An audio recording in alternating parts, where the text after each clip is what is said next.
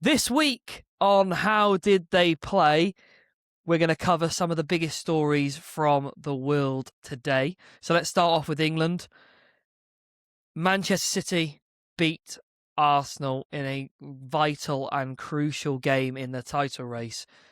What a game of football. Would we agree, lads? Unbelievable. Great game of football. Great result as well in the end. That is exactly how Arsenal should have approached the game a year ago, 2 years ago. Just unfortunately, it's just missed chances cost Arsenal in the end, but I thought that they were very, very good. Yeah, I thought we played really, really well. And, a lot of people the past few days have just been saying, well, how do you feel, obviously losing that massive important game. And I'm content. Even in the ground, we were content because we were actually playing football. And I think that was the biggest thing that could have come out of it, was how we were approaching the game. And for me, if we approached the game and we tried to win the game and we got beat, fair play. But that's probably the most positive I've seen us against a side, especially of that calibre, probably all season. Apart from some of the games in the Champions League, it felt like a Champions League game where we're just going for it and being relentless. And we were trying, weren't we? We were trying. We slumped off towards the back end of the first half when it was only like 5 or so minutes to go, but we were just keeping the ball, and it just felt like the intensity was dropping. And I felt like as soon as they went in that second half and the intensity continued to drop, that we would then struggle to regain that momentum. And we started off the second half really, really not slow, but we just couldn't get anything going again. That momentum had been lost. Yeah, I think you're with the game plan that you went with at the start of the game. Obviously, I mean, I watched the game and Declan Rice was the furthest player forward. Like, it was even higher than Havertz at times because obviously he knew his role was to go and press Rodri. And in them first 20, 25 minutes, like, Rice basically wouldn't leave him alone. Like, he was following him everywhere. But obviously, with that sort of game plan, after a while, especially with the amount of football that the Arsenal midfielders have been playing, you know that their legs are going to be gone. Which is why obviously it dropped off. I think after half an hour or so, and then you can definitely see that it dropped off in the second half, like in terms of the pressing. I want to bring up Ryan Cherky again. We've spoken about him before on here. What a player. An absolute magician Fantastic. with the ball at his feet. Wow, what a goal. What movement with the ball, or actually to get the ball in the first place. That close-up shot there was of him as he's sort of waiting for it on the edge of the box, seeing where the ball's landing, and then the chest down comes from Nunes and he pounces, he's on it, and he just glides He's through so with alert, isn't such he? ease. He's so alert. Yeah, We were speaking about yeah. this the other day. Like, he's so alert. You see he's ready. He's like a lion ready to pounce and go and get the ball. And he's just, his whole body is just, okay, give me the ball, give the ball, give the ball. Now I've got it, and now I'm alert, and I'm off. And we were literally directly behind it, and how fast he moves. People are slating how Gabriel defends, but it's happened that fast. He manipulates the ball so quickly, a little drop of the shoulder, and he's gone. And we were speaking off air, like Lionel Messi back in the day, when he used to do them amazing dribbles, he often didn't have to even touch the ball, and the defender was going the opposite direction. It happens so fast, and when players are that good at manipulating the ball, especially in the box, where you can't go too physical and aggressive because you end up giving away a foul. It's an unbelievable goal, isn't it? It's fantastic. I think the biggest praise that you can give Ryan Cherky for that goal is that you wouldn't have been surprised if Lionel Messi scored that type of goal. And obviously, Lionel Messi has scored loads of them types of goals. Yeah. I think that's the biggest compliment you can give to Ryan Cherky. Obviously, I'm not putting them two in the same bracket, but in terms of that goal, that's what that goal reminds you of. It reminds you of a Lionel Messi goal. It's a fantastic finish. It is. But the one that obviously at the start of the game when they hit the post, which was a bit nervous.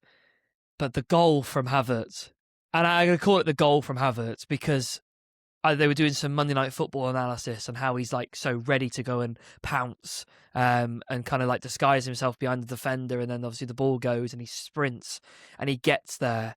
Like, the fact that he even gets there, it's unbelievable, the fact that he gets there. And then obviously rebounds and goes in the top corner. And at that point, 1-1, I'm thinking the game's fully open and anyone can potentially win it. Yeah, I agree. I mean, you mentioned that Kai Havertz goal. It's all his own work, isn't it? I mean, he puts the hard yards in. He's the one that puts Donnarumma under pressure. And with that pressing and how good his pressing was in the first half, especially, he deserved some sort of reward. And you know that Donnarumma is a goalkeeper that you can go and squeeze and you can put him under pressure, and he does have that in him. And I think that Kai Havertz going that extra little bit to put him under that real pressure on the on the goal line, like literally on the goal line. I think it was massively deserved. But I agree with what you said, Cash. When it went 1-1, you think, if any sort of decent chance comes to either team, it's probably going to be the winner. Obviously, I know that Arsenal did have decent chances, but unfortunately, they didn't have an Erling Haaland on the pitch to obviously get the winning goal like Erling did. And that again is a great goal, a proper striker's goal. The physicality, the battle he had with Gabriel was very strong all the way through the game. And I'm sure we'll come on to, once we've spoken about this goal, what should have been an absolute red card. But just the ability to hold him off, get himself free, and he's falling as he hits it. He's off balance, but he keeps the shot low. He keeps the ball low and just guides it into that bottom corner. And it's the sort of goal that you would come to expect off Erling Haaland. And we'd spoke the other day, and I said almost like Drogba-esque in terms of that sort of goal, the physicality with a defender in the box, that ability to want to get to the ball first and to have those physical battles and not just be looking to beat defenders for pace, but to be able to hold the ball up, hold the defenders off, and get to the ball there and finish it. It's what you've come to expect from Erling Haaland, really. Another goal to add to his collection. Oh, it's a fantastic goal. I loved watching that goal. I said at the time, that was a hell of a strike. He's holding him off. He's so alert and ready that ball comes across. And it does fall, luckily, across because Rodri obviously tries to go and smack it in. But he's so ready, holding Gabriel off. So if you do try and come in front of me, I'm the one who's going to get the ball first. Pulling him one way, then pulling him back to create the space to go and score. It's a fantastic goal. But I tell you, the one that Eze hit, mate, the one that Eze hit, we were celebrating. I was celebrating the minute he kicked the ball. I thought it was in. I thought he'd hit it that sweetly, and for it to go off the inside the post and not go in was so unlucky. But that moment then would have been absolute scenes in the away end. Would have been scenes. But yeah, the stuff at the game when they're selling the bottles and stuff, I just think it's a bit extreme. But that's the way the football's gone, isn't it? Everyone has become a Man City fan, which I get. Con, you don't like us, fellow London club. I get it. And the things that you've won in the game. Man United, I get the hatred. The hatred is probably more on my side. I think I absolutely hate Man United. It's ever since I've grown up, just hated them. But for the other clubs, to want Man City to win, I don't understand why people want us to fail. They have every single season I've been alive. I was the only ever Arsenal fan in me primary school, I think. And the only one who actually supported him properly. And I was getting mugged off for that because everyone was either a Man United or Liverpool fan. Not a lot of Chelsea ones, to be fair. But everyone just doesn't seem to want us to win. I mean, I'll be completely honest. I don't want Man City to win the league just as much as I don't want Arsenal to win the league. I'm sort of like caught between a rock and a hard place in terms of this title race. Genuinely, I don't want Man City to win the league because I don't like Man City. And I don't want Arsenal to win the league because of the position that you've been in, and the amount of stick that I can give you if you don't win it is unprecedented. And I know that if you do win it, I will have to listen to you all summer talk about how Arsenal are the best team in the world. So, I mean, friendship aside, I'd want Arsenal to win the league. Out of the two, I would. I was listening to TalkSport last night. I had Jamie O'Hara and Jason Cundy. They were on doing the sports bar, and they should never be brought up in this podcast. Well, never. Let me tell you the stat they came out with. Since Arsenal last won a Premier League title, they've been top of the Premier League for, I can't remember the exact amount of days, but it was 900 and something days. I think it was maybe around like 973 or something days. They've been top of the league since they last won a league title. in that same time, Man City have been top of the league for, I think it was 1,200 and something days. And you look at then the difference in what those clubs have won in that time in terms of the Premier League titles. Arsenal not winning one since and being top for 900 and something days. City being top for only 300 days more, but winning, I mean, how many are they on now? Are they on 6? They must be, yeah. They must be. I think they maybe won 4 or 5. No, they must have won just 6 under Pep, haven't they? So are they on? Yeah. Are they on They've 8? won a lot. I think they won a might be lot. on 8 because they had the Mancini one, the Pellegrini one, and then I think there must be 5 or 6 under Pep. So, you know, the difference there in terms of being able to go top of the league and stay top of the league and actually follow through with it. And I think that's what it comes down to for more supporters is I don't think it's about they want Man City to win the league. I think it's that they want to see Arsenal bottle it. And I think if it was any other team that had been in that position as well, that had been top for so much of this season and had such a gap, I think there'd still be that, you know, because for the first time in a long time, really, Man City have been seen as the underdogs and looked as if they were way past it and had no chance of coming back and retaining it. And now it's very much swinging their way. I mean, these next 6 games are massive. I don't know what way it's going to go. You know, at the moment, I can see that tomorrow night is probably the podcast will be up by that point. I think City will win 5-0, if that, against Burnley. I think they're going to go on a goal scoring spree. But on the way back, I was listening to a podcast about the 1989 season, when we won the league, and Michael Thomas obviously got the crucial goal to win the league for us. But that day we needed to win by 2 goals. And I can see that it gets to the final game of the season. And I really hope this is the case where we're neck and neck on points and we need to win by a certain amount of goals. I think that's just brilliant Premier League drama. And I think that's the best case scenario, that when I'm standing there at Selhurst Park, that we can potentially win the league by getting a certain scoreline. Again, you're competing against City, who are playing at the same time. So it's going to chop and change. But I think that'll be really exciting. But I don't see us beating teams 5-0 if that becomes the case. I can see City doing it because I look at their team and I thought their back line was decent, but I look at Ryan Cherky and the way that he's playing. I look at Bernardo Silva and the way that he just seems to be into another stratosphere at the moment. Rodri the same. Since Rodri's come back in, I think that's really cemented them as the title challengers, I would say. Well, you say this, but I did see a tweet from Fabrizio, my good friend Fabrizio Romano. He said that Rodri is going to be out of the game against Burnley because of the injury he picked up against Arsenal. So obviously, if he is out for more than the Burnley game, that is a massive swing again, probably back into the momentum for Arsenal, because however much Nico Gonzalez is a good footballer, he is not on the level of Rodri. And he is a massive, massive part of how that Man City team operate. And you take him out of that league, if you take him out of that team, like, that is a big loss. So, you know, for Man City fans, they are hoping that he's out just for the Burnley game. But if he's out for any longer, that is a big loss. And then we talk about the Gabriel sending off. He should be sent off, shouldn't he? How has he not been sent off, Con? How has he not gone there? It really confused me because it was very obvious at the time, seeing the incident, that is a red card. He's made a very obvious movement with his head towards another player.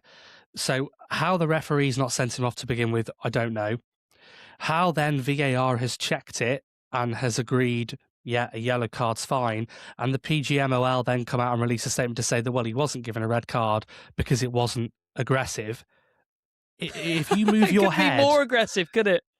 If you move your head towards somebody else, that you are doing that with aggression. I don't think there are many people that lovingly go, "Well, have one," you know, which he has. He's moved his head. You know, the head to head, absolutely. That's a yellow card for each of them. But he makes a very, very deliberate movement then with his head towards Erling Haaland, and I think what they were saying on commentary at the time was absolutely spot on. I think if Haaland goes down and holds his face there, Gabriel probably gets the red card. But when we're trying to encourage players to stay on their feet and not to go down at the slightest of touches, but incidents like that aren't being punished, and I don't know whether they can do anything retrospectively, because the referee saw it at the time and decided to give a yellow, and VAR looked at it, checked it, and said, yeah, yellow's fine. So I don't know whether they can do anything and go back to that and go, actually, no, that was a red card. It's violent conduct. It's a 3-game ban. I haven't seen anything of it to say that it's being looked into. So I assume he's It won't, because essentially it's getting yellow, away isn't with it? that. It won't be looked into. Yeah, so he's going to get away with that scot-free, which I think is absolutely wrong. He should be serving a 3-game ban, because that was clearly aggressive and very clearly a deliberate movement with his head towards Erling Haaland. It baffles me, really baffles me. I love the competitive nature that they played the game. I thought it was really fair how they played it. I think Gabriel gives fouls again, he does, and he's really aggressive in the games that he played against them. It's been dated all the way back to like Rob Holding playing against City when they had Haaland. We've always tried to man mark him, and we've snuffed him out in majority of the cases. When we didn't go to man aggression, we conceded the goal a few years ago, or maybe last year, whatever it was, when he scored that goal when he ran through, because we weren't man to man with him then. They got the game then. He obviously scores on the weekend. Just great battle, and it gets really heated. It gets so competitive. I cannot tell you in that stadium how much pressure it felt all around. The players, they must have felt like this was the biggest game of their lives. They must have done. And that comes out in performances. And it doesn't excuse what he did. He shouldn't have done what he'd done. But I understand the competitive element. But as soon as you move your head towards to initiate contact, that is a red card. That cannot happen in the game. Equally the same as someone being competitive in a challenge and they go knee height or they go over the top of the ball. You go in for the ball, but really you are going to hurt that player. That is then a send enough, no matter what the occasion, no matter what the stakes and the situation you're in. I agree. I can't believe he wasn't sent off. What do we think about Kuzmanov? Should he have been sent off? Do you think that's a red card on him? Again, when Havertz was running clean through? No. Did you not? No, not for me. See, in the stadium at the time, I thought it was a nailed on. Yeah, I mean, seeing it at first, I thought, oh, he could be in a bit of trouble here. But when they then slowed it down and you saw the replays, actually, it's quite a natural sort of coming together. It's I don't think there's. For me, it's not a foul. I think if that happened in a Chelsea game, that was a Chelsea defender and that was given, and the player gets a red card for that, I'd be absolutely furious. But what is the line with stepping across? What is the line that's drawn? Because for me, if I play a through ball to someone they're running through, and the pass is overhit, so it's not going in directly in the line of path, so you've got to naturally turn your body slightly to the side to run in on the angle, and the defender at the point of nowhere near, you're not trying to play the ball, but you're trying to shuffle the player out by stepping across them, stopping their run towards the ball. Just those facts alone, how is that not a foul? You're preventing someone from trying to run to get the ball by not playing the ball. I'll be honest, I think any sort of like hypothetical situation or not hypothetical situation in this case, because obviously we've seen it and it happened, referees are 1 week, that would be a foul. Next week, if that happens in an Arsenal game against whoever you've got the weekend, Newcastle, if that happens for Arsenal again in that certain foul, like the Newcastle player will be sent off. But I'm not saying he's not sent off because he's the last man. So he's the last man. He stepped across him, and it's contact. It's not like if we're tussling with each other and running together, and I step across, use my body to step across to shield the ball, and it goes through. That's not a foul because I've got myself between the ball, my body between the ball and the player.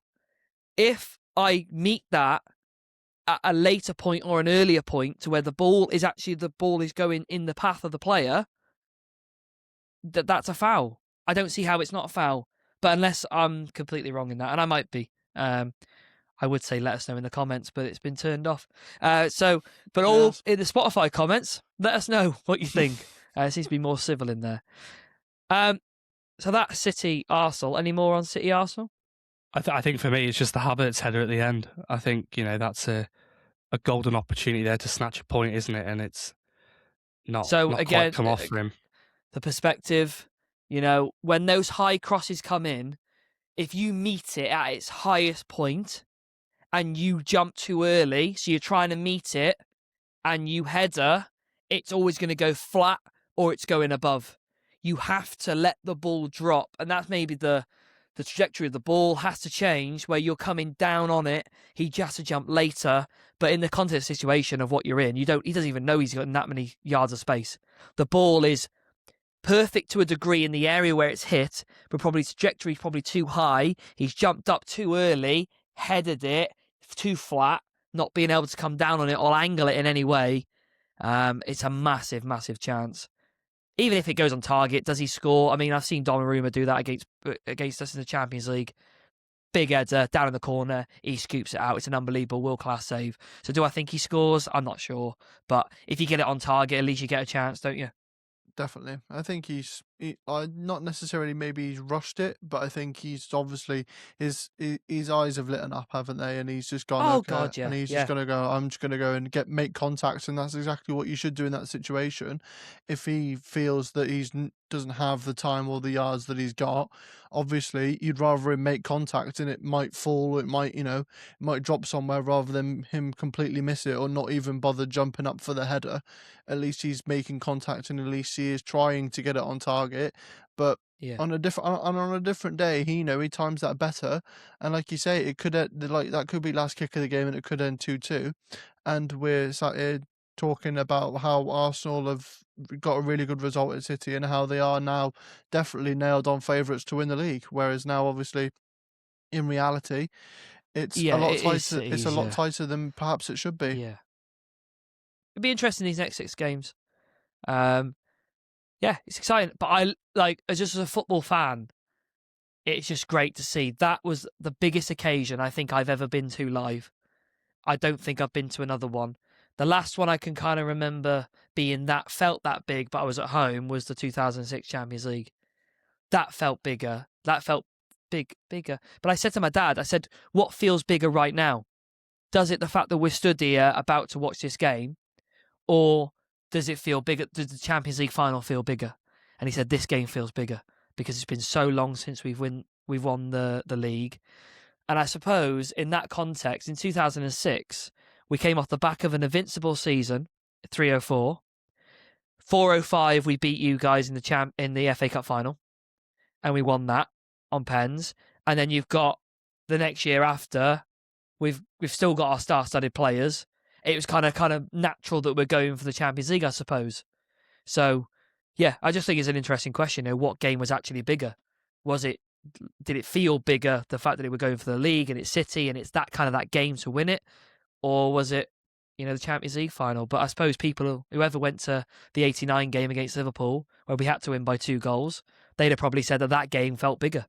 I think the best question to ask is to leave that question actually for in a month's time, in case obviously Arsenal make it to a Champions League final and the league does get taken to the final day, because no doubt you'll be at Selhurst Park and then you'll be in Budapest for the final. It'll be Yeah. then a good question to ask you, which one feels bigger, the final day of the season where it's neck and neck and it's got goal difference written all over it, or you're playing PSG or you're playing Bayern Munich in Budapest for the Champions League. Well, that's it. It's a good point. Like where the game might be at Selhurst Park, that actually feels bigger than the one at City. Yeah. But I never felt a game live with the amount of pressure, and the players must have just been feeling it, mate. But I thought Zubimendi had a really good game. I thought he was fantastic. He is definitely a number 8, by the way. Put him in a number 8 and let him run. He's brilliant. I thought Eze was good, but again, I've been seeing some mixed reviews online. I feel like you see a completely different game on the TV. But equally, you see it different live. Madueke, my dad was absolutely slating Madueke. Thought he was poor. I was disagreeing. I thought he was trying, but maybe, efforts is not necessarily recognised in this Arsenal side at the moment, because it doesn't really matter how much you try. If you're not providing assists, you're not providing chances, you're not providing goals, especially in Madueke's point, you're not providing goals, then, yeah, it's not good enough, I suppose. Interesting point, though, I think. Pressure and how it affects. Did you watch that stuff on the overlap from Dan Abrahams? Because I follow him on Twitter, and he was speaking about sports psychology and stuff. I love sports psychology. I think like if that was like a proper job, do you know what I mean? Like you could actually get into quite easily, because it's really hard to get in the industry, isn't it? A sports psychologist. But I Yeah. think I'd love to talk to people about, pressure and how it affects you, and like hearing Rory McIlroy speak about it, because obviously, congratulations to him. He's just won another Masters. An absolute legend of the game. Did any of you watch the Masters and see? No. It's just brilliant. Did you see the stuff about him playing on the course for like 2 weeks? He said he was literally doing a school run, dropping the kids off, and then just going, getting on a plane, private jet, to Augusta, go and play the round of golf, get back on his private jet, go pick the kids up from school. And he was pretty much, I mean, that's probably a bit extreme, but he was doing that every day, pretty much every other day for about 2-3 weeks. So he stopped playing the actual tour and played on the exact golf course. So he knew exactly where to hit B. If he was in a certain area, he knew what to play. So my question is, do you think, with that information I've given you, do you think that is an unfair advantage on the other competitors?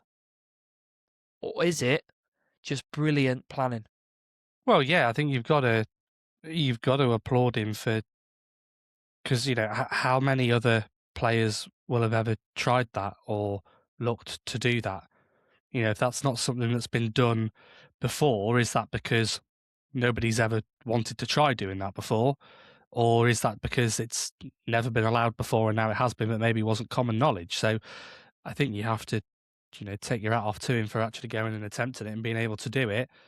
Because I think most, and bring it back to football, you'd want to train or at least play on a pitch before you actually play on it to get used to it and to work out, the size of it, where the areas of the pitch are good, where they're not so good, how you can set up on that pitch and the things that you can do with it. How many times do we see clubs now who bring the advertising hoardings in to prevent long throws from taking place because they know that team's going to come there and look to do that, so they want to make it uncomfortable Yeah, they're for them. prepping the meters, they're prepping everything, aren't they, about their long throws? Yeah. And you got like replicating, especially in sports psychology, replicating repetitions, as we've spoken about with Mr. Savage at Forest Green, replicating pressure, replicating situations. I think if you can do that, that's a massive advantage to you, but I don't think it's a disadvantage to the other people in terms of preparation. If he decides to do that, we're talking about golf here, it's completely different to football, but obviously golf courses, you can just go on and play any golf course you want. You pay the money, you go play. It's a private members club, obviously, but because he's won the Masters, he do what he wants. He's got the keys, hasn't he, basically? And, if he wants to go and play a round of golf on there, he'd go play a round of golf on there. I think that's exactly the same in football. If you could go and play on, anyone who's played on Wembley, at Wembley more times, will have a better experience of playing Wembley the second, third time they play. He's a lot in the game, isn't he? He's going for his second Masters. Out of all the previous times he's not won it, the more times you play, the more repetitions you get, the more successful that you'll be. Okay, I'll leave that there. Obviously, the golf chat doesn't continue there. It doesn't continue there. Straight over the head. So, next game I want to talk about is Tottenham-Brighton. Because I watched the game. What are your thoughts, Ad? I mean, I have been knocking this on the head every week, and every week you tell me they're not going down, Ad. They were not going down. And this was the game I said they win. Yeah, and every single week after Tottenham have played, they have not got a positive result, and it is looking more and more likely because West Ham are picking up points, however few. Yes, they did draw to Crystal Palace. Forest are picking up points, and Spurs are just not picking up points. And like I said to you that they'd lose at Sunderland. Yeah. I said to you that they'd lose at Sunderland. I didn't really have an educated guess on how they'd get on against Brighton, but I always thought that was a banana skin game for them in terms of their fight for survival. And it's really ominous now, isn't it? It is really it's becoming more and more not clear, but it's becoming more and more of an issue that they might actually go down. So, Connor, I want you to calculate here because you're good at your maths and I'm not very good. Right. So, this is your because I'm stupid to ask because obviously I keep getting it wrong. I thought they would beat Brighton. I thought they would get at least a point, or if not beat Sunderland. I said this. Yep. I know which game I know they're going to win. I'm saying it. They're going to beat Leeds, but you'll tell me I'm wrong probably. So, Con, you're going to calculate their points. So, currently, right now, they are on 31. Okay. Yeah. So let's calculate their points. So, Wolves, Tottenham, Ad. I think they'll beat Wolves. I think they'll beat Wolves. Okay. Aston Villa, Tottenham at Villa. Villa will win. Tottenham, Leeds. Draw. Ooh. Chelsea away. Draw. Tottenham at home. Tottenham at home. Everton at home. Sorry. Everton win. Everton. Oh. Okay. What's that leave them on, Con? That puts them on 36 points. 36. Okay. West Ham. Their last reigning fixtures, they're on 33 to begin with. So oh, wow. So, okay. West Ham at home, West Ham at home against Everton. Draw. Brentford away. Draw. Arsenal at home. Arsenal will win that game. Newcastle away. Newcastle will win that game. Leeds at home. Final game of the season. West Ham. I think they win last game of the season. West Ham will win. Connor, what's that put them to? 38. Well, next one then, because I think they could be easily dragged into it, is Forest. I know they've just won 4-1. We won't probably speak about them on today, but they've just beat Burnley, obviously 4-1. So they've got Sunderland tomorrow night. Thursday night, sorry. Friday night. Sorry, Friday night. They've got Sunderland away. So add Sunderland or Forest. Forest. They've then got a Europa League game. Then they've got Chelsea away. Forest. In the middle of the Europeans. Call me crazy. Ask Con. Con will probably go They Forest got as Villa, well. mate, in the Europa League. Newcastle at home. Draw. Newcastle aren't that great away from home. United away. Not even a point asking. You bias so and so. Forest at home against Bournemouth. Forest will beat Bournemouth at home. So what's that put them on, Con? Well, that puts them well clear. Puts them on 46. So yeah, you think the Tottenham are going down, Ad? Yeah, I've been saying it for at least a month now. I couldn't see any sort of appointment, especially the De Zerbi appointment. I couldn't see how that would give the players some sort of boost going into the end of the year. And I think this is massively like underrated in terms of like Premier League survival. Forest have been there before and done it. West Ham have been there before and done it. Spurs players believe that they shouldn't be in the position that they're in, but they are in it. They've not been there before. The manager's not been there before, and I think that will count for a lot.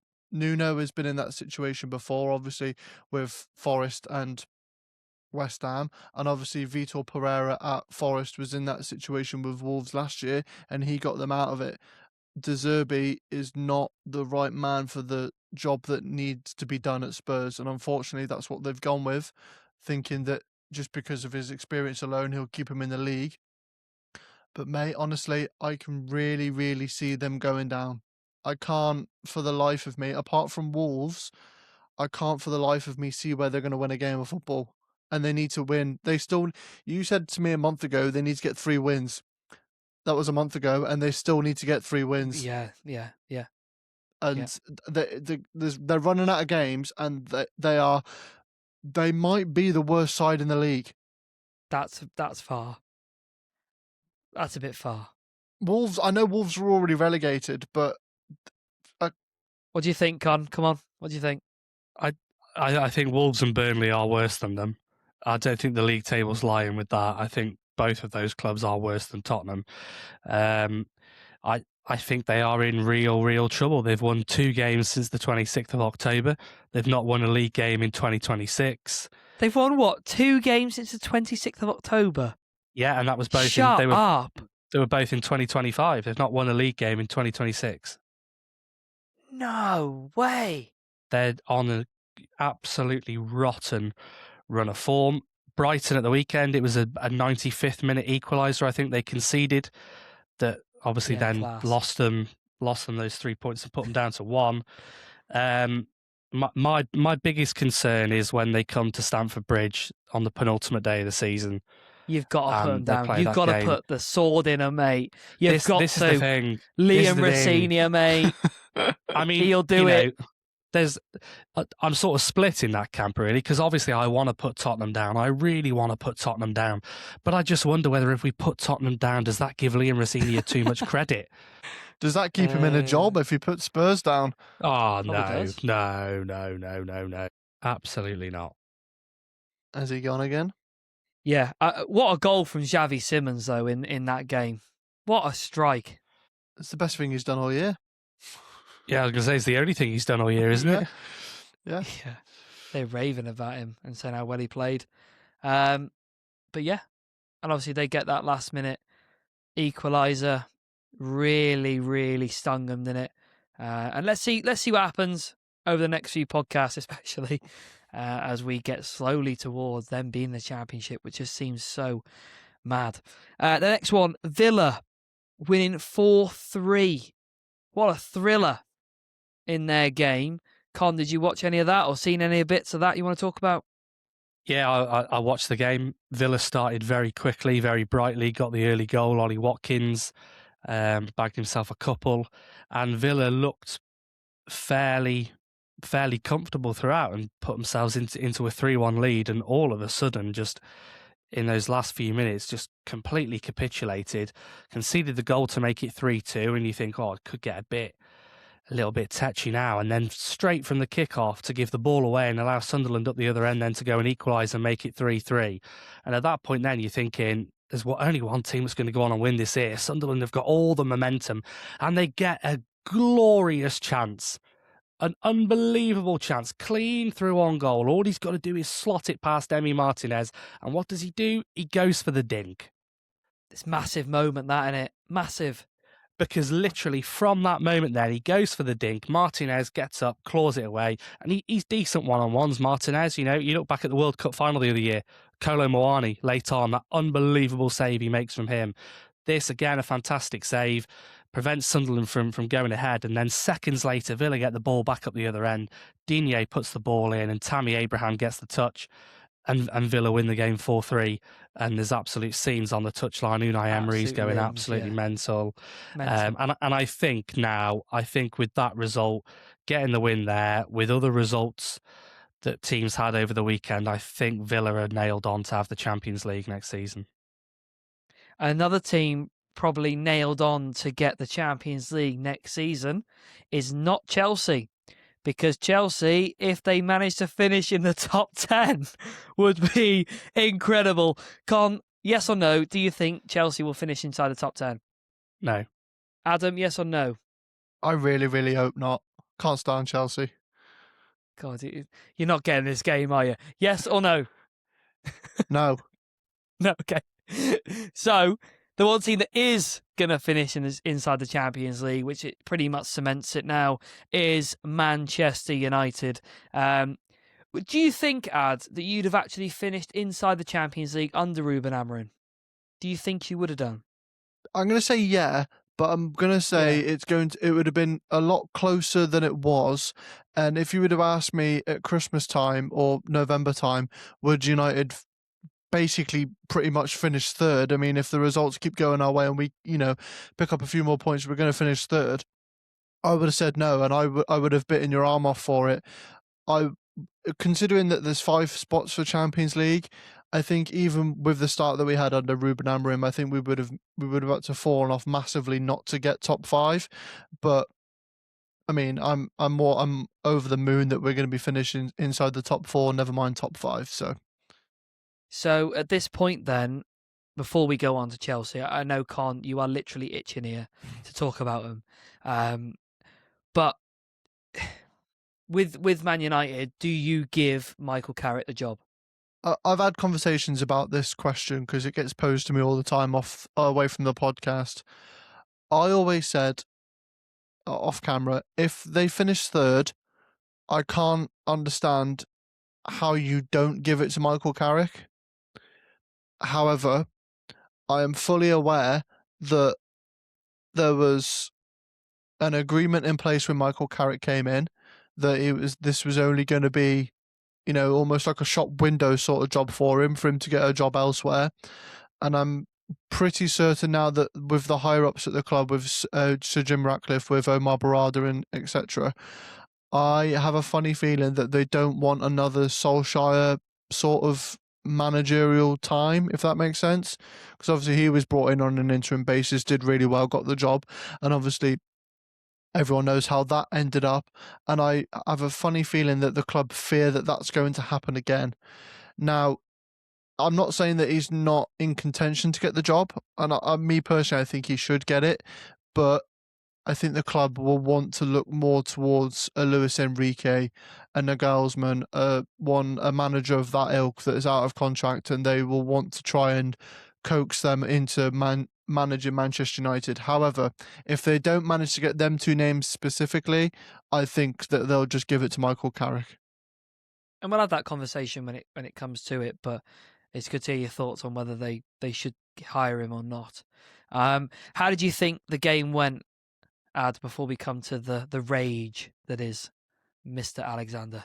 I think in terms of our performance after the Leeds result, which I'm not talking about because on the previous podcast... We've got to talk about it, come on. On the previous They're podcast... on the beach, mate. They're on the beach. Yeah, on the previous... We're kind of like, they're not on the beach, mate. They've got to win. They've got to do something because otherwise they're going to go, potentially get dragged into it. Yeah, but... And there you lot are, not turning up. Well, we literally finished recording our sets for the podcast. I went downstairs 5 minutes before kickoff, got myself sorted, got myself a drink, and then within a matter of moments, it is 1-0 to Leeds. And I'll be honest, mate, they were brilliant. They were brilliant. We were awful, and they were brilliant, and they deserved to be 3 or 4-0 up before half time. The fact that it finished 2-1 is not a reflection on the game, in my opinion. I mean, I know we actually played better with 10 men than we did with 11. You did play better with 10 men. You did. However, when you go from the Leeds performance to them playing Chelsea, I think that performance was perfect for that type of game. Away at Chelsea, you've just been basically played off the park by Leeds at home. You need to really dig in. You really need to get a result. Clean sheet was going to be massive there, and it always was. Before the game, I would have taken a point at Chelsea with the points gap that we've got between them. I thought a point would have been fine. But it was a perfect away performance for a team that wants to finish inside the top 4. And I'm sure Con will get onto it. Chelsea didn't actually look like they wanted to get inside the Champions League because they would have pushed a lot harder than they did. But as a Man United fan, it was brilliant. And I will stick by it. Bruno Fernandes is the best midfielder in the world, and he should win Player of the Year. Honestly, why do we invite him on the pod? Right, you've said some really good analytical things, and then you come out with that absolute rubbish. Come on, bring us down to earth, mate. How bad is Garnacho? Because that lad I've seen getting absolute pelters online. I mean, the best news to come out in the last few days is that the reports at the club are apparently willing to sell him in the summer. And I honestly, I don't care how much money they sell him for. He has to leave that football club in the summer. Permanently, not alone. We don't want to be paying any more of his wages. Get rid of him now. He was bang average at Man United. He's been worse than bang average at Chelsea. He offers absolutely nothing to that forward line, whether he starts, whether he comes on from the bench, yet he thinks he can give it the big one when he scores at Wrexham in the FA Cup and sit on the advertising stands at the side of the pitch. He's an embarrassment. He's a joke of a player. He is absolutely a player that should be nailed on in an LQQ. Because that is questionable quality if ever I saw it. So what about the game then? Come on. I mean, stats don't win you football matches, okay? And you can look at the stats, and when you look at them, you go, blooming heck. You absolutely, you had more of the ball. The XG was higher. We had more shots. We had more shots on target. We had 4 times the amount of touches in the opposition box. But at the end of the day, none of that matters if you don't do anything with it. And when Liam Rosenior comes out and goes, "Oh, if we were the worst team, I'd come out and say we were the worst team, but we created chances. We look dangerous. Create chances and look dangerous all you like, but if you don't have that end product, if you're not capitalising on that, there's absolutely It's no worth point in nothing, saying is it. Yeah. We've come away with no points. We're 4 games in a row now without scoring a goal for the first time since 1993. We What? look absolutely terrible. We're closer to Wow. 13th than we are to 5th. There were some reports that were coming out over the weekend that apparently his position is being considered by the board. I've seen some reports linking us with Diego Simeone. I don't think that'll happen. I don't know why he'd even be interested in taking over the club, because it's just a complete mess at the moment, from the higher ups all the way down. I've seen today there's been some redundancies made in terms of youth team staff and staff involved in the first team because of the big losses that we've made. Yet the directors all had huge bonuses that earned them an incredible amount of money than what they earned last year. So they've all had these big bonuses. Meanwhile, we're making huge losses. And I'm thinking, where's the justification for those bonuses that you're getting there? Well, what have they done? What improvements have been made to that football club? I'll tell you what look they at have done is run Estevao into the ground. Oh, massively. Absolutely massively. And I've read stuff about someone who worked at the club, one of the staff under Maresca, who had said about one of the big fallouts that he had was about some disagreements with the higher ups and then them and the medical team.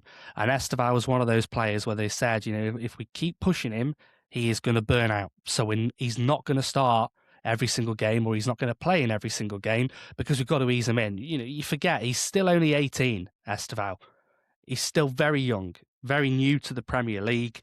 And all of this, but apparently the board were very keen for him to be playing all the time because they felt that's how he was going to develop, and that is one of the reasons as to why the relationship between Maresca and the board broke down, was because the board were pulling more strings with the medical team to push them to say, yeah, he can play, when actually Maresca didn't think that he could. And you look at where we were as a club when we still had Maresca, and you look at where we are now, and we are going to continue to only go one way, and that is backwards. I understand when people, one of the things in football is they lack experience at this level. Well, the only way they're going to get experience at that level is by actually doing it. Yeah. And I get that in terms of Liam Rosenior. He's not managed in the Premier League before, so he's very much sort of learning on the job. He's not managed at a club the size of Chelsea before, so he's very much learning that. But he is a yes man. He is somebody that's just been brought in from the other club that we own because A, he was easy to get, B, he'd say yes to everything that the owners want them to do, and C, I think they thought he was a media man because he can come out and he can give it all that.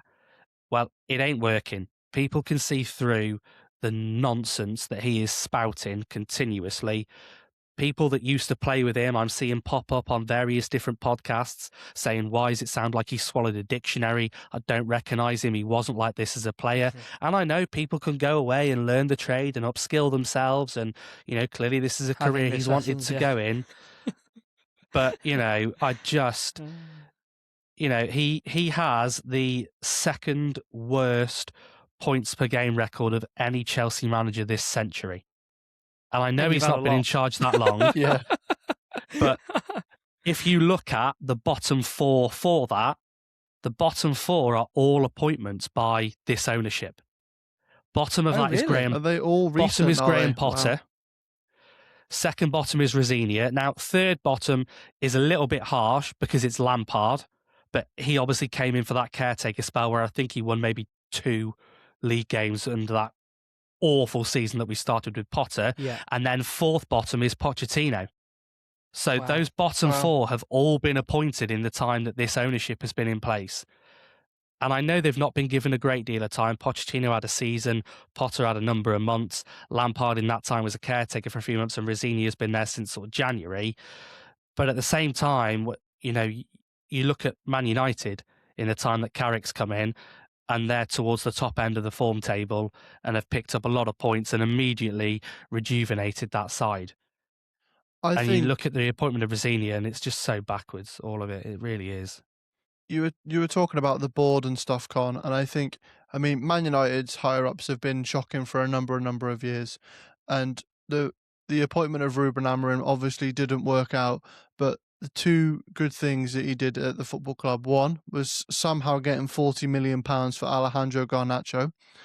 Honestly, some of the best business I've ever seen us do. But the second thing was actually buying Premier League proven players.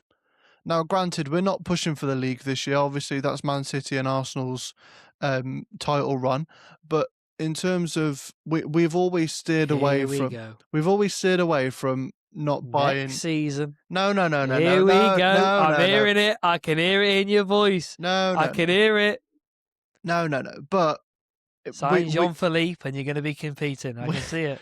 We are a club that's always Areola at the wheel. We've always tended to steer away from buying Premier League proven players. And then this season we go, okay, we're going to go and buy Brian and Burmo. We're going to go and buy Mateus Cunha. I mean, obviously I know Sesko's been a little bit of a bitter part player, but he has improved and he has contributed with goals. But I think just the signings of Cunha and the signings of Mbeumo have really elevated our attacking game. Well, last season we massively struggled to score goals. And that Chelsea game would have been a prime example. Last season under Ruben Amorim, we would have lost that game because we couldn't score goals. Whereas this season, with the players that we've signed up, particularly up front, that's how you go to Chelsea away and win. I mean, we went to Arsenal away and won. We've played Man City at home and beat them because of our attacking players. And I think that's something that Chelsea definitely need to look at, especially, I mean, they need to look at it all over the pitch, but especially in the attacking areas. Like, if you would have had Mateus Cunha and Brian Mbeumo play for Chelsea when they played United at the weekend, Chelsea would have won. But who do you go and get, Con? When he's speaking about Premier League proven players, who would you go and get? What areas need it most? Well, we need a goalkeeper. That's very, very plain to see. We absolutely need a goalkeeper. We need a centre-back. We need a centre-back with real experience and leadership within that back line. I think we need another central midfield player. I'm not convinced Enzo Fernandez will be a Chelsea player next season. And I don't think the options of Caicedo... Well, I think Caicedo is obviously fantastic. But then I think alongside him, Lavia can't stay fit. I think Andre Santos is a horrific player. He needs to leave as well. I've seen talks of Man United wanting him. Absolutely, you can have him because I think he's terrible. Dario Asugo can't stay fit, not good enough. So a midfield player. Yeah, exactly. I think we need a player on the left-hand side because Jamie Bino Gittins is awful. Alejandro Garnacho is shocking. Pedro Neto, I don't particularly like anymore. I think he's lazy. And I think we need a striker as well. So, don't need a lot, obviously, but I've seen lots of talk with going for Premier League proven players. There's talk of at centre half looking at the likes of Jan-Paul van Hecker from Brighton, who I think is a steady centre half. He's had a couple of years in the Premier League now, and I think he plays consistently all right as well, doesn't he? Yeah, so I think he could be a good shout. Yeah, Murillo is another one from Forest that is apparently being touted. Jared Branthwaite from Everton, who again I don't think can stay fit. So I don't know. I think it's going to be another summer of not having to, but probably spending big money, ridiculous money once again, to add to then what will be nearly £2 billion bottle jobs probably. I think, as I said earlier on, I think we'll finish in the bottom half. And I think even if we don't have European football next season, I still don't see us doing anything. I can see Leeds beating us in the semi-final of the FA Cup because I think Leeds will be bang up for it. They're almost safe now. I think they're 8 points clear from Tottenham with 15 left to play. I can't see Tottenham closing that down drastically. So I think Leeds will be all right. I think they'll stay up, and I think they'll be bang up for that semi-final, and I think they'll beat us. You're just saying that so you don't come back on here, and then when you get beat by them, then you go, I said Chelsea would win. You're completely negative at the moment. You're a negative Nancy. We don't like big it. Time. Negative. Big time. We're not a negative podcast, are we? Let's Premier League. Any other stories you want to talk about the Premier League, or? I would say inconsistency of referees, but we need like a 4-hour special for that, so I'm Nah, not going to get into yeah, that. it's just the same conversation, isn't it? Right then, let's go to the EFL. So, welcome to Connor's EFL Corner. Yes, the CEC. Come on then, let's start with the Championship. The right, what? Championship. The What? CEC. Oh my God. We love a three-letter abbreviation. Mr. Abbreviations. Go on. Championship Right. then. Championship. I mean, there's only one place to start for me in the Championship, and it's Super Frank on Friday Fat night. Frank, Guided Coventry. getting them up. Back up to the Premier League for the first time in 25 years. A fantastic achievement. You know, I got quite emotional at the end, seeing Frank Lampard getting emotional on Sky and having a few tears. That was brilliant, that, wasn't it? Him getting nearly like cry. That was brilliant, mate. Absolutely. Yeah. Like, you just felt like it just meant the world to him. Because he tried to go up with Derby, didn't he? Didn't quite get it. Obviously, then went to Chelsea and did what he did. And I felt like that. He probably felt like, I've really come in here and I've done a massive, massive thing. When he came in at the start and he completely turned them around, nearly got them, like, what did they go from? Like 18th to 5th? Was it something like that last year? 17th, I think they were when he took over. Wow. And I know he had the squad, and he said Mark Robbins had made that squad competitive. Yeah. And Mark Robbins has to be given a lot of credit because he was at Coventry for a very long time when they went down the leagues and managed to get them back up, stabilised them in the Championship and got them to a place. You know, they were one kick away from the Premier League a couple of years ago, weren't they? And then Luton won that penalty shootout. Yeah. So they were very close then. But I think, you know, obviously now with what's happened, hindsight's obviously a wonderful thing. I think Mark Robbins' time had probably naturally come to an end there. They needed those fresh eyes, that fresh vision maybe to come in and look at it. And, you know, it's a brilliant achievement from where they've been, the struggles that they've had, that packed away end at Ewood Park as well. I think there was about 7,000 Coventry fans there, which is unbelievable. That's brilliant, isn't it? Absolutely unbelievable. It always helps when you're trying to win the league. It always helps. Yeah. And then, you know, just coming on, you know, off from that, he's won the Championship Manager of the Season as well, which is another fantastic achievement. For him in terms of that. And up against some names there that have done some great things this season. Alex Neil's got Millwall right up there with a chance of going up automatically. Sergej Jakirovic at Hull, you know, they've sort of come from nowhere, really. They've been up and around that sort of mid-table-ish, pushing towards the playoffs the last couple of years. They've been in the playoffs for a long time this season. One of the big talking points there is I said on the pod last time I didn't think Wrexham would get the playoffs. Hull dropped points at the weekend and drew with Birmingham whilst Wrexham won. So Wrexham are now only 2 points off Hull. And they're playing right now. Chance. They're currently playing as we speak. Another manager, Southampton's boss, what's his name? Tonder Eckert. Yeah, mate, he could easily be up there for manager of the season. Yeah. So that leads me on to then second place, because obviously they're competing for that automatic promotion. Millwall, Ipswich, it could even be Southampton. It could be. Middlesbrough, I don't think so. Would we rule them out? I think. Yeah. I think. So it's either Millwall, Ipswich, or Southampton. Yeah. At the moment, I think with the momentum they've got, I could see Southampton doing it. Ipswich have faltered in the last couple of games. They lost to Portsmouth, I think, last midweek.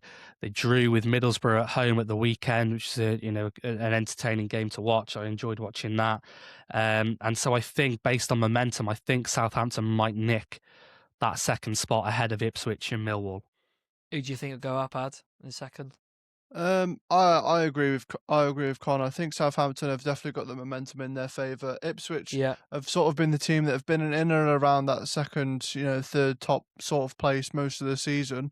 But I feel like they've just fallen off literally at the worst time they could fall off. I mean, I know Ipswich are a good side, but it's especially getting out of the Championship is one of the hardest things to do in all of football. And I think momentum literally is the key, and I think Con's right, and I agree with him in terms of Southampton with their momentum. I think Millwall, personally. I think Millwall will do it. I'd love to see Millwall in the Premier League. Oh, it'd be fantastic. I love it. And hopefully West Ham then stay up. Yeah. At the opposite end of the table, it's getting... I mean, did you watch Leicester? Did you watch their game? Because... They're so poor. They are what's so going poor. on there? Honestly. I mean, I think there's been a number of years now of poor investments in terms of players they've brought into the club. I think there has been players that have come into the club that probably think they're better than the club. And I think that's been highlighted potentially by the incident with Harry Winks at the weekend and his altercation with supporters as he's getting back onto the team bus. We don't know fully what the details who knows what are was there, said. but If something was said personally, then obviously then there's going to be a reaction, isn't there? yeah. If it's not football related, what football fans can do at times. Because I thought out of them all, I thought he was okay in their game. I didn't think he was horrific. I mean, I just want to say sorry. I just want to say, probably harsh, but Leicester as a football club, they are a farce. I saw something today. I know we're going to quickly move on from Leicester. I saw something today that they posted. I think it might be on X or it might be on some sort of website. They posted a 10-year anniversary, testimonial game for when they won the league. They're about to be relegated to League One, and they're trying to promote a testimonial game from when they won the league 10 years ago. I think it's all about timing. Like, if you're gonna do it at the end of the season when you know that you know your fate and stuff like that. Don't be posting about it when you're literally about to get relegated. I just think that it's distasteful. I think like I say, I think their club is an absolute farce at the minute. And I mean, not only are they being relegated to League One, this will be their third relegation in the last 4 years because of the two from the Premier League, and then this one. And I mean, they've just kicked off against Hull, and if they draw or lose this game, they are down. So they could be relegated by 10 p.m. Tuesday night. I think they're done. Yeah, I think that's a given. I don't think they make up the points that they need to get themselves out of that. Any stories from League One, Con? So, League One then, Northampton and Rotherham have been confirmed as being relegated down to League Two. A big fall from grace for Rotherham, who had yo-yoed between League One and the Championship. Is Kevin for a number Nolan of still years. at Northampton? No, he was sacked a few months ago. He's now being linked with the Dagenham and Redbridge job, joining up with Andy Carroll back there and under KSI's ownership. Yes, that's where he's being linked with currently. So they've both gone down. Port Vale are on the verge of joining them. I mean, Vale have picked up a good run of form with the games in hand they've got. They play Cardiff away on Wednesday night, which will be a tricky one with Cardiff in second. Vale are 11 points from safety and have 12 points left to play for. So it looks very, very unlikely. But, I mean, it could. In terms of that relegation battle, the story of the weekend from League One comes from Exeter versus Stockport County. What a moment. Exeter are fighting for their lives to stay up in the league. They're 3-2 down to Stockport. They send the keeper up. This goalkeeper, it's only his 5th appearance of the season. What does he do? He goes and scores the equaliser to keep Exeter in the hunt and to keep them potentially staying up in League One. It's unbelievable. I've seen things on X of his heat map in the game, and it just springs up in the opposition box for that last bit at the very end there where he scores the goal. Phenomenal scenes. Keeps them 2 points away from Wimbledon with 2 games left to play. But Leyton Orient are still down there. Could go down. Burton, even Peterborough could still go down as well. A mention in terms of the awards won in that league, Michael Scabala, manager of the season at Lincoln. I don't think anybody can argue with that. An unbelievable job he's done there to have them top of the league and being promoted. And then an interesting one there, Leyton Orient, who do sit in 19th and could be relegated. Their striker, Ballard, has won both the player of the season and the young player of the season in League One after scoring 22 goals, despite the fact that last season he had 2 separate loan spells in which he scored a combined total of 3 goals. So a very good season for him, not for Leyton Orient, all things said and done. But if they stay up, it will certainly have been his goals that have helped keep them there. So League Two, go into there. League Two, it's tight at the top and it's just as tight at the bottom in the race for promotion there. The biggest story, obviously, is that Bromley have been promoted to League One, which is, again, a fantastic achievement for them. I think it's the first time in their history that they're up in League One. Wow. And I saw a tweet earlier today that when Wigan won the FA Cup final in 2013, Bromley were playing in the National League South. Next season, they will both meet as League One clubs in a league fixture, That's mad, isn't which it? shows how far Wigan have fallen, but how far Bromley have risen. Their manager, Andy Woodman, has won Manager of the Season. Again, I think absolutely deserved. Gone from being a goalkeeping coach into being the number one, which isn't something you see Oh, wow. too often, I don't think. He was a goalkeeping coach at Arsenal for a while. He worked as part of the England setup. Very good friends with Gareth Southgate. Gareth Southgate is actually the godfather to Andy Woodman's son, who is Freddie Woodman, that came on for Liverpool in the Merseyside derby at the weekend for the injured Mamadashvili. It's all So- full circle, isn't it? This is Connor's EFL circle. It's brilliant. Honestly. So yeah, Bromley are up, and then at the bottom it is just as tight. It's certainly going to go down to the final day. You've got Harrogate and Barrow, the bottom two, on 36 points. Newport sit just above on 37, with Crawley and Tranmere above them on 38. We've mentioned it before. It's Barrow versus Newport on the final day of the season, which will be very, very interesting to see how that result goes there. But there's 5 teams that still could possibly go down from League Two, with only 2 crazy. points separating all 5. Crazy. A little bit of breaking news just while we're on Connor's EFL corner. Flash scores has just popped up on my phone, and Brighton are winning 1-0. They've played 4 minutes. Oh, they do surprise me. They do surprise me. Hey, Kadioglu's a really good footballer, mate. He'll be playing for Chelsea next year. Yeah, he very well could do. Let's go to the National League, because Wow. it's a massive game, isn't it, at the weekend?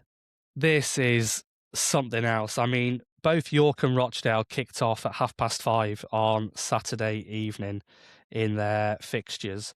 Now, York were at home to Yeovil and were 3-0 winners. The game had finished there, whilst Rochdale were being held 1-1 at already relegated Braintree. Braintree had equalised in the 91st minute in that game. So if it had stayed like that, York were promoted as champions. They were up. 7 minutes were added on.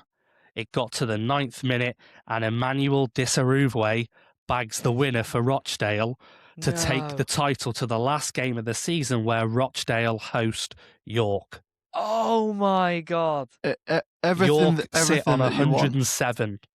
It's ridiculous. York sit on 107 points. Rochdale sit on 105.